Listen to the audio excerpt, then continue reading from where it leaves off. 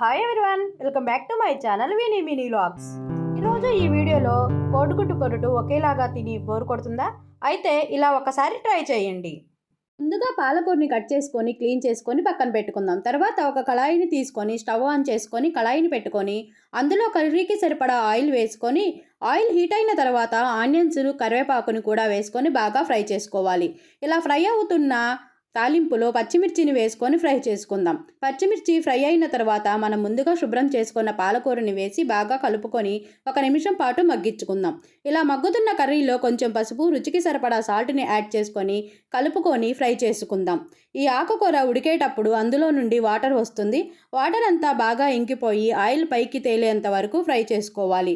ఈ ఆకుకూర ఫ్రై అయ్యేలోపు మనం ముందుగా ఒక గిన్నెలోకి ఎగ్స్ని తీసుకొని ఎగ్స్ బాగా బీట్ చేసుకొని పక్కన పెట్టుకుందాం. ఈ ఆయిల్ పైకి వచ్చి ఆకుకూర బాగా ఫ్రై అయిన తర్వాత మనం ముందుగా బీట్ చేసుకొని పక్కన పెట్టుకున్న ఎగ్స్ని కూడా యాడ్ చేసుకొని ఒక 10 సెకండ్ల తరువాత కలిపి బాగా ఫ్రై చేసుకోవాలి. ఇలా బాగా ఫ్రై చేసుకున్న తర్వాత మనము స్పైసీకి సరిపడా కారాన్ని కూడా యాడ్ చేసుకొని 1 నిమిషం పాటు బాగా ఫ్రై చేసుకోవాలి. అంతే, ఎంతో టేస్టీగా ఎంతో ఈజీగా అయిపోయే పాలకూర ఎగ్ కర్రీ అయితే రెడీ అవుతుందండి. వీడియో కనుక మీకు నచ్చినట్టయితే వీడియోని లైక్ చేయండి, షేర్ చేయండి, సబ్స్క్రైబ్ చేయండి. మీలో ఎవరైనా ఇంతవరకు ఈ ఆకుకూర ఎగ్ ఫ్రై ట్రై చేయకపోతే ఒకసారి ట్రై చేయండి. Okay friends.